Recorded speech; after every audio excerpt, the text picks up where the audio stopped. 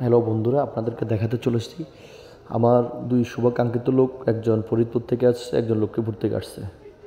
আসলে ওই যে ফরিদপুর থেকে যিনি আসছে উনি ওই বাড়ি নোয়াখালী সদরে, ওনার বাড়ি লক্ষ্মীপুরে। দুজন দুই জায়গা থেকে আসছে আমার সাথে দেখা করার জন্য। আসলে এটা আমার এই যেখানে জব করতাম আগে ওখানের আমার শুভাকাঙ্ক্ষিত লোক, আমার পাশের লোক। অবশ্যই ভিডিওটা আমাদের সাথে থাকুন। আমরা দুপুরে খাবার খাইতেছি, আসছে আমার সাথে দেখা করার জন্য। দুপুর হয়ে গেছে, তারপর খাওয়া দাওয়া খাইতেছি। খাওয়া শেষ, দুপুরবেলা আসছে। নোয়াখালীর ভাষায় বলি আমরা মেহমানকে আমরা দুপুরবেলা আসলে বিদায় করে দিই না, খাবার খেয়ে তারপর ছাড়ি, এছাড়া ছাড়ি না। অবশ্যই ভিডিওটা আমাদের সাথে থাকুন। যদি ভিডিওটা অবশ্যই ভালো লাগে অবশ্যই দেখবেন পুরো ভিডিওটা। আর আমার এই বাইরে যে চিনেন, একটা হচ্ছে আমার আরিফুল ভাই আর একটা হচ্ছে সুজন ভাই, ওনাদেরকে যারা চিনেন অবশ্যই কমেন্ট করবেন, কমেন্টে জানাবেন। ইনশাল্লাহ আমার শুভাকাঙ্ক্ষিত ভাই যারা আছে দীর্ঘদিন দেখা হয় না, তারা অবশ্যই ফোন দিয়ে আমার মেসেঞ্জারে লং করে অবশ্যই আসে দেখা করে যেতে পারেন ইনশাল্লাহ।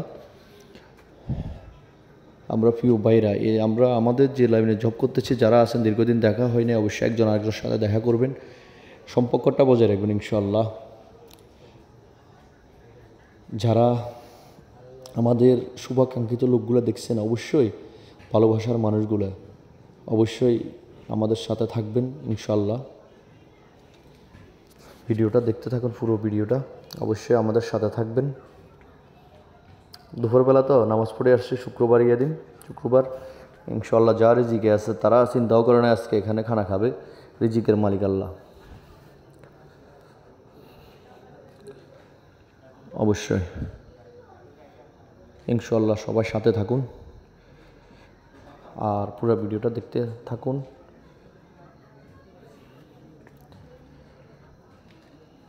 দুপুরবেলা খাওয়াটা ওনারা হঠাৎ করে আসছে, বেশি কিছু করতে পারি নাই, সামান্য কিছু মেহমানদারিতা করতেছি।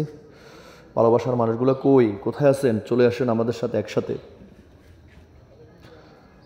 ফেসবুকের বন্ধুরা দেখেন আমরা দুপুরে যা খাই মোটামুটি তা দিয়ে ওদেরকে মেহমানদারি তো করতেছি মোটামুটি, এই সে অবস্থা চলতেছে। যারা যারা ফেসবুকে আমার ভালোবাসার মানুষগুলো কোথায় চলে আসবেন ইনশাল্লাহ। আমাদের লাইভ হয়, তারপর লাইভে যোগ দিতে পারেন ইনশাল্লাহ। তো অবশ্যই ভালোবাসা দিয়ে যাবেন, ভালোবাসা দিয়ে যাব অবশ্যই, এটাই বাস্তব ঘটনা। জীবনের চলার পথে সঙ্গী আপনার থেকে দরকার হবে, এটাই বাস্তবতার সম্মুখীন হতে হবে, এটাই ফ্রেন্ড সার্কেল, এটাই বাস্তব।